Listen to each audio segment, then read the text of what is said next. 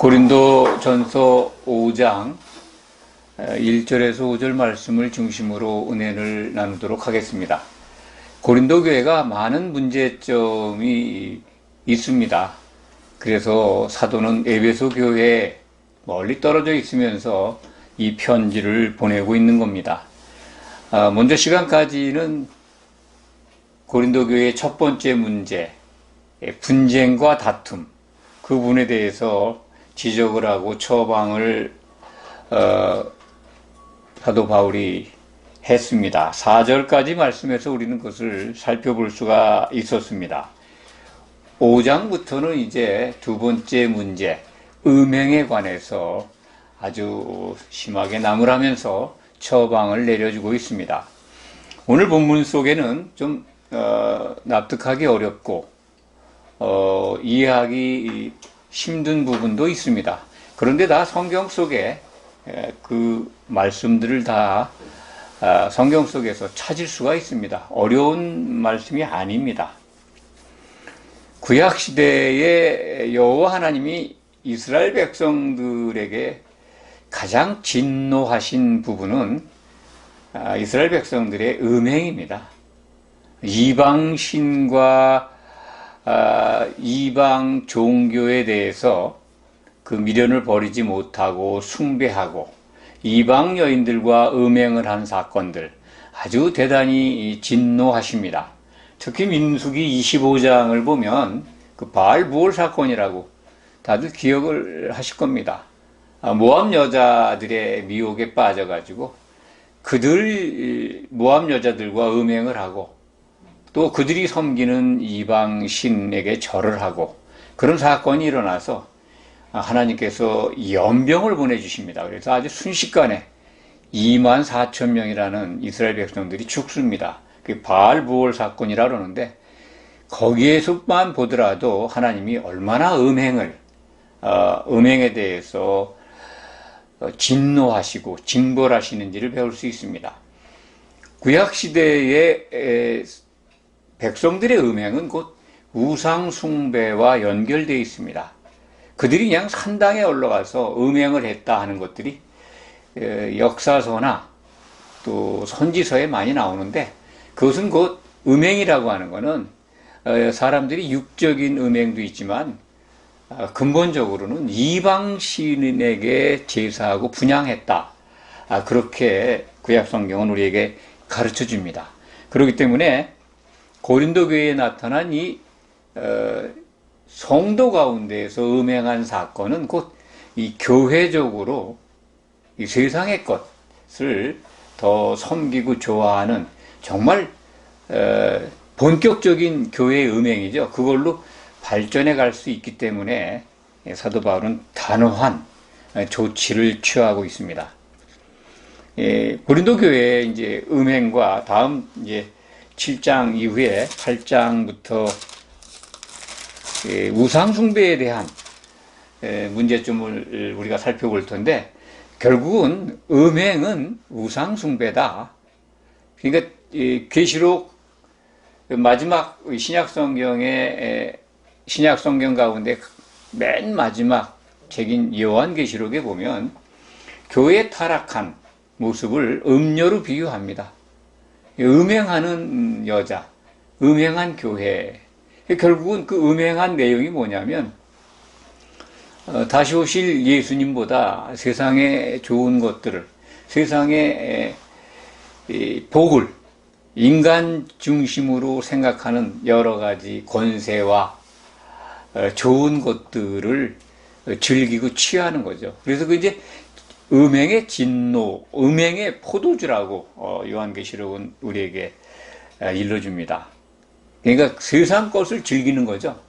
세상에 취하니까 교회가 구별된 교회가 세상보다도 못한 음행을 하게 되고 결국은 그 음행의 내용은 하나님보다 우상을 인간이 만든 자기들이 만든 세상의 신을 더 섬기게 되는 겁니다. 그래서 어떤 면에서는 고린도전서에는 이제 음행과 우상숭배 이렇게 따로따로 이렇게 우리에게 교훈을 주고 있지만은 결국 결론은 교회의 일탈, 하나님을 진노케 하는 음행과 우상숭배는 본질적으로 같은 것이다. 이렇게 이해하시면 되겠습니다. 오늘 말씀에 이제 고린도 교회 성도 가운데 이 아버지의 아내를 취했다 하는 것이 기록이 되어 있습니다. 5장 1절입니다. 성도 가운데 누가 그 아버지의 아내를 취하였다 하는도다. 아버지의 아내라는 표현을 보면 아버지의 소실이었지 않나 그런 생각이 듭니다. 아버지와 같이 살았던 첩이 있었는데 아버지가 돌아가신 다음에 그 첩을 취해서 살림을 차린 것 같습니다. 그래 일시적으로 무슨 일탈을 하고 실수를 한 게 아니라 그냥 살림을 차렸다. 그렇게 우리가 이해할 수밖에 없습니다. 근데 그런 부분들을 이방인도 하지 않는 음행을 했다라고 아주 지적을 합니다. 그런데 그것을 이 교회 성도들이, 고린도 교회의 성도들이, 교회가 그것을 통한히 여기지 않고 있었다는 겁니다. 쫓아내지도 않았을 뿐만 아니라 그것을 그러니까 문제 삼고 있지 않았다. 본인들이 그걸 깨닫지 못하고 있습니다. 이 교회에 심각한 문제가 등장을 했고 실족하는 일이 나타났고 다른 사람들 그걸 내버려두면 실족하게 하는 일이 나타났는데 그거에 대한 처리가 안 이루어진 겁니다. 사도 바울은 에베소에 있으면서 이것을 알았습니다. 어떻게 알았을까요? 거기 이제 나와 있죠.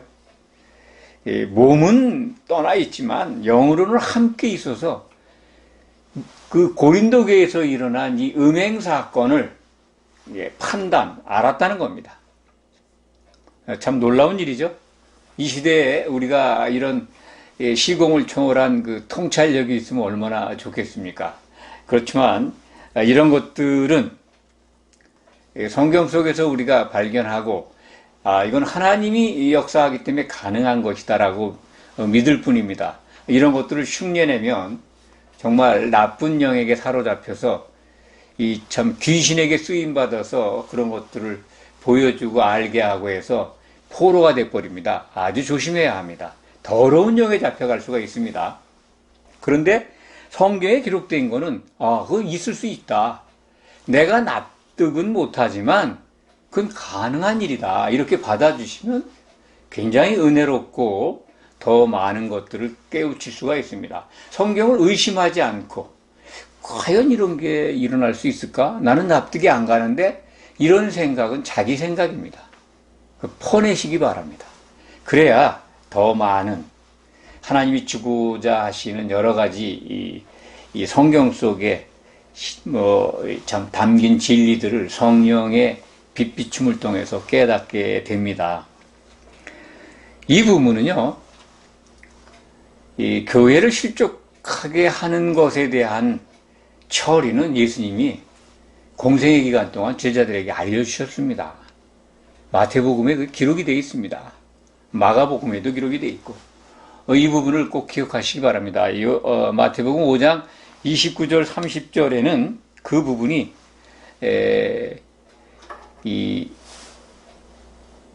내 몸 가운데에서 그러니까 어떤 사람의 몸을 비유해서 말씀하셨는데 궁극적으로는 예수님의 목표는 교회입니다. 개인의 몸을 비유해서 네 손이 범죄하거든 찍어내버려라. 아니면 눈이 범죄하면 눈도 빼버려라. 이렇게 말씀을 하시는데 그것을 그냥 사람의 육체로 생각을 하면 이해가 잘 안 가죠. 그런데 그 예수님이 말씀하신 것, 하나님이 얻고자 하시는 건 교회입니다. 이 교회의 지체 가운데 실족하는 지체가 있으면 잘라버리라는 겁니다.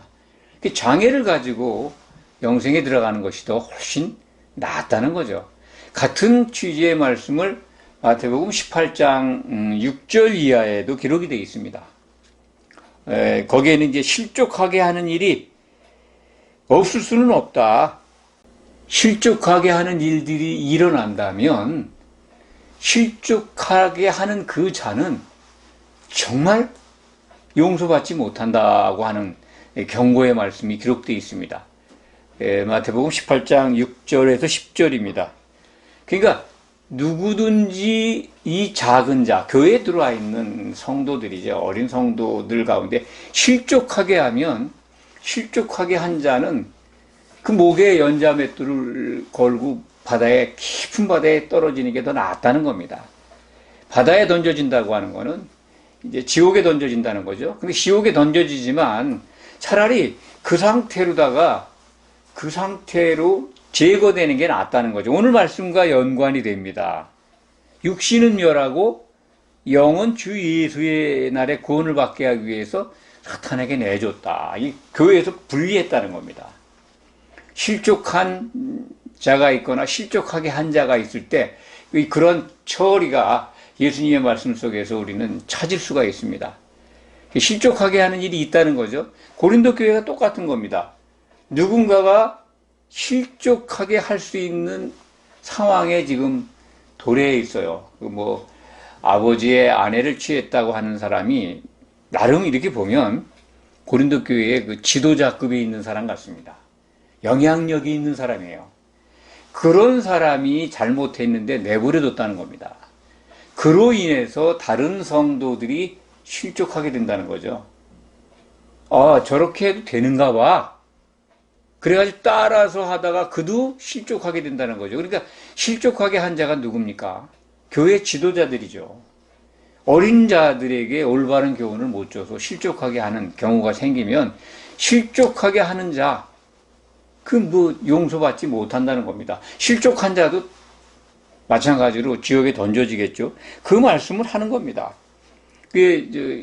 마태복음 18장 6절에서 8절 말씀을 보면 만일 내 손이 5장에도 그런 말씀인데 내 손이나 내 발이 범죄하거든 찍어내버리라는 겁니다. 그래서 여기서 내라고 하는 건 너. 그건 교회로 보시면 틀림없습니다. 교회 지체 가운데 흠이 생겨서 교회 전체가 오염될 것 같으면 잘라버리라는 겁니다. 이 적은 누룩이 온 동에 퍼진다는 말씀이 이제 오늘 다음 시간에 고린도전서 5장 6절에 기록이 되어 있습니다. 다음 시간에 우리가 살펴볼 텐데 이 누룩이 그렇게 온 덩어리를 그냥 순식간에 오염시키잖아요. 부풀게 하지 않습니까? 변질시킨다는 거죠. 나쁜 의미에서. 좋은 의미에서는 누룩이 들어가면 음식이 아주 보들보들해지고 맛이 있습니다. 누룩이 안 들어가면 무교병이라고 하는데 사실 먹기가 좀 딱딱하죠. 이 세상에 그 좋은 누룩이 들어가면요 먹기 좋아요. 그렇습니다. 그러니까 이 복음이라고 하는 건요 누룩이 들어가면 안 됩니다. 세상 것과 섞이면 안 되는 거예요. 그런데 교회에 그 누룩이 들어가서 그 실족해 하는 것들이 들어가서 온 지체 모든 교회를 망가뜨리고 부패하게 할 수 있습니다. 그렇기 때문에 찍어내 버리라는 겁니다. 장애를 가지고 영생에 들어가는 게 낫지 온 몸을 그냥 다 가지고 영원한 불, 여기 이제 마태복음 18장에는 영원한 불로 표현되는데 한 시대의 불입니다. 그러니까 지옥불, 천년 감옥이죠. 거기에 던져지는 게 나으리라고 예수님이 말씀하셨습니다. 그렇기 때문에 교회는 실족하게 하는 일이 일어나면 더 이상 다른 사람이 실족하지 않도록 찍어내야 합니다. 그것을 이제 오늘 본문 말씀에서 우리가 배울 수가 있습니다. 이 3절에 보면 몸은 떠나 있지만 그 악한 일을 정말 이방인도 범하지 않는 음행을 행한 자를 판단해서 주 예수의 이름으로 교회가 모였을 때 사도 바울도 에베소에 있었지만 자기의 영이 고린도 교회 성도들의 영과 함께 있어서 그를 사탄에게 내줬다는 겁니다. 여기 보면 이제 4절에 보면 주 예수의 이름으로 모였다는 겁니다. 제일 중요한 게. 그리고 우리 주 예수의 능력으로 사탄에게 내줬다는 겁니다. 사탄에게 내줬다는 말씀이 좀 어려울 수 있습니다. 사탄은 어떤 권세를 갖고 있는가는 창세기 3장 14절 15절을 기억하시면 됩니다. 옛 뱀이죠, 뱀.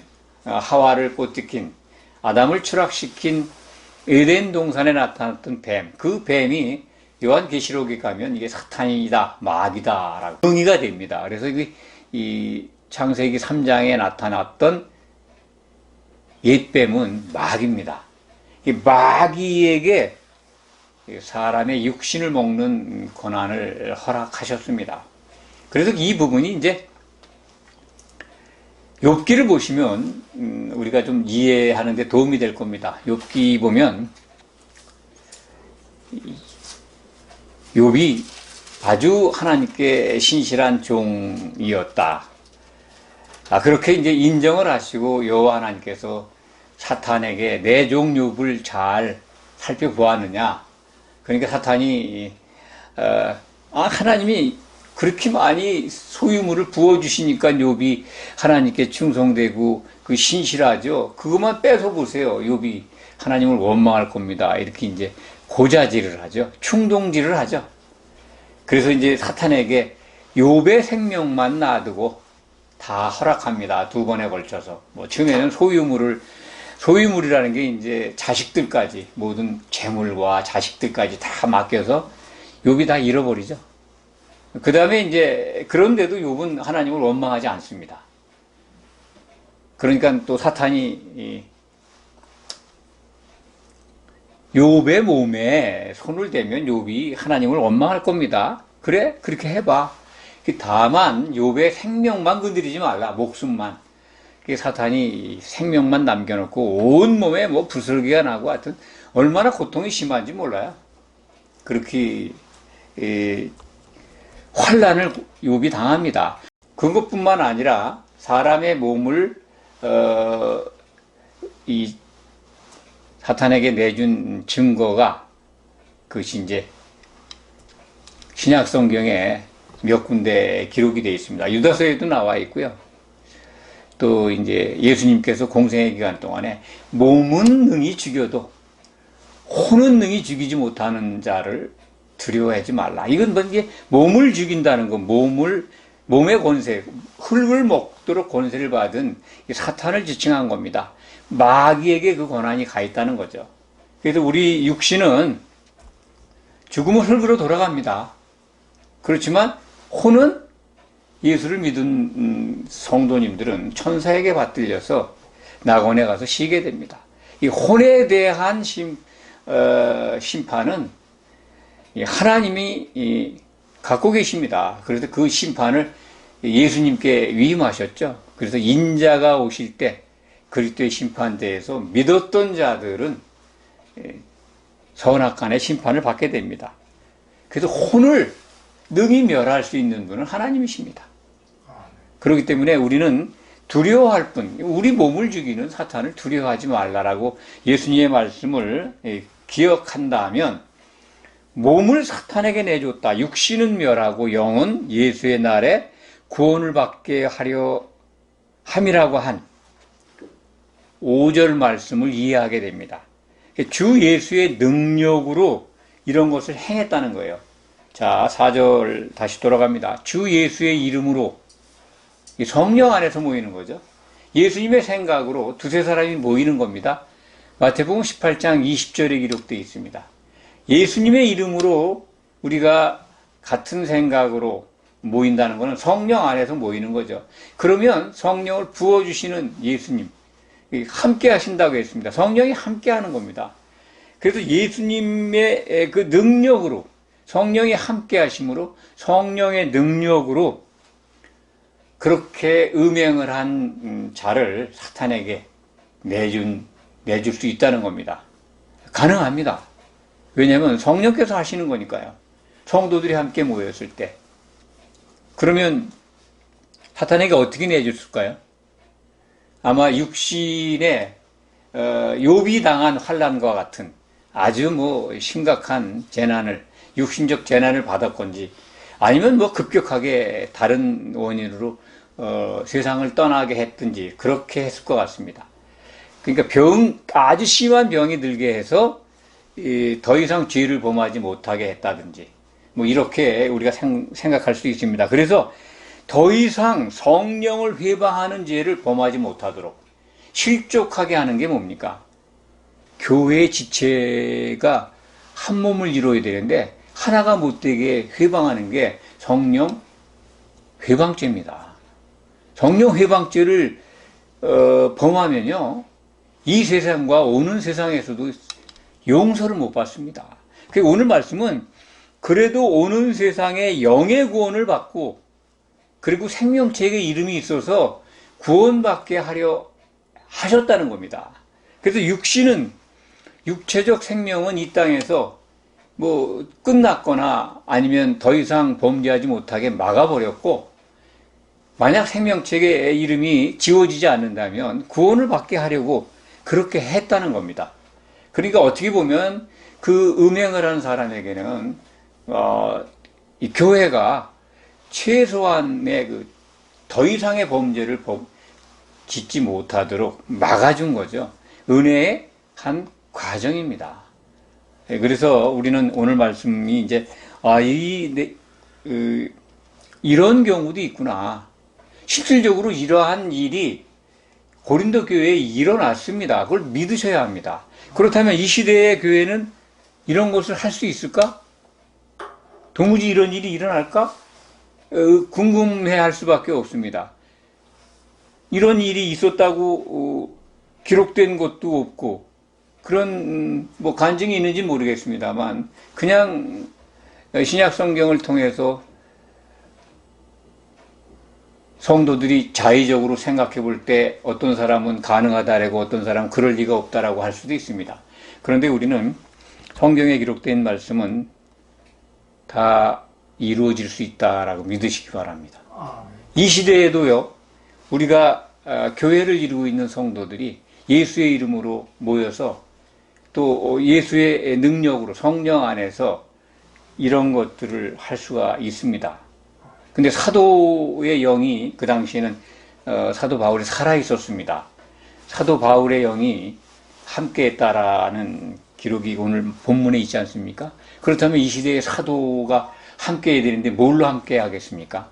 이 본문에 충실하다면? 사도는 떠나 있지만 사도들이 기록한 신약 성경이 교회의 기초석입니다. 교회의 기초석 위에 튼튼하게 참 흠이 없이 교회의 성도들이 붙어 있다면, 서로 세워져 있다면 이런 일 할 수 있습니다. 온전하지 못하기 때문에 안 되는 겁니다. 그러니까 얼마든지 교회는 교회에 음행한 자들이라든지 우상 숭배를 해서 교회를 회방하거나 흠이 생기게 하는 지체가 있거나 실족하게 하는 자가 있다면 얼마든지 치리할 수 있습니다. 그것은 신약 성경입니다. 신약 성경을 기준해서 하면 됩니다. 그 성령의 빛비침을 통해서 확신적으로 할 수가 있습니다. 그런데 이런 것들이 일어나지 않는 것은 4절의 조건, 4절에 기록되어 있는 그 조건에 부합되지 못하기 때문에 그런 것으로 우리는 이해할 수 있습니다. 곧 주 예수의 이름으로 모여 너희가 내 영과 함께 모여서 신약 성경의 모든 가르침을 기준해서 주 예수의 능력으로 성령 안에서 그것을 결정한다면 교회의 회방이 되고 있는, 장애가 되고 있는, 또 교회 지체들을 실족하게 할 수 있는 또 실족한 자들을 찍어낼 수가 있습니다. 그런데 안타깝게도요, 계시록 18장에 가면은 교회는 점점 음행의 소굴이 돼서 나아지는 게 아니라 교회는 아주 그냥 대음녀가 돼버려요. 음행하는 곳이 교회입니다. 세상만도 못하게 참 귀신들의 처소가 되고 가증한 것들이 머무는 곳이 되고, 교회가 음행하는 자들을 처벌하고 치리할 수 있는 능력이 있는 게 아니라 음행하는 자들의 소굴이 돼버립니다. 결국은 음행을 하게끔 우상 숭배를 하게끔 교회가 변질돼 버립니다. 성도가 있기는 있지만은 권세가 없습니다.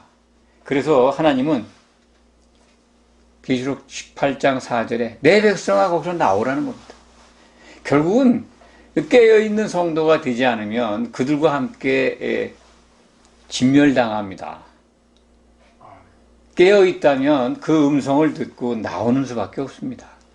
이 시대에 이미 그런 것들이 도래하고 있습니다.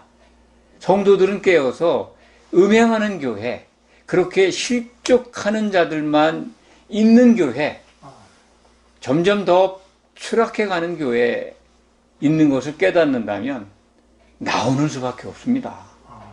그것을 오늘 말씀은 우리에게 보여줍니다. 신약성경 끝에 가면은 내 백성아 거기서 나와 라고 하는 외침이 있는데 이 시대에도 그 말씀을 적용해서 그런 것들이 나타나는 교회라면 분별하고 나오시기 바랍니다. 그들에게 실족해 하는 자들, 또 음행하는 자들, 실족하는 자들이 우글거리는 교회, 거기에서 참 그들을 찍어내라, 골라내라, 교회가 흠이 없도록 보존해라, 힘써라, 이런 것들이 가능하다면 모를까. 이 시대의 교회 안에 들여다보면 물론 가능한 교회도 있겠지만은 참으로 그런 교회를 찾기가 어렵지 않나. 점점 더 심화될 것입니다. 깨어있는 성도라면 속히 나오시기 바랍니다. 말씀을 정리하겠습니다.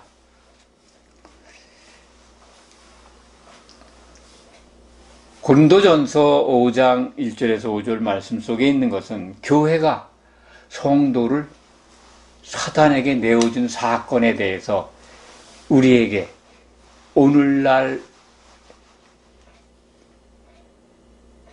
하나님의 말씀을 기준으로 잘 깨우쳐서 잘 치리하라고 주신 말씀입니다. 우리에게 적용해야 합니다.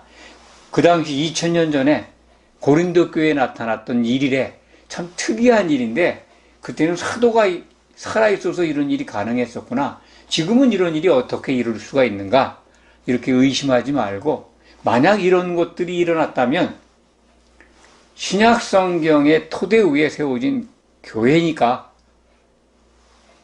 예수 그리스도의 이름으로 모여서 성령 안에서 이러한 일들을 처리하시기 바랍니다.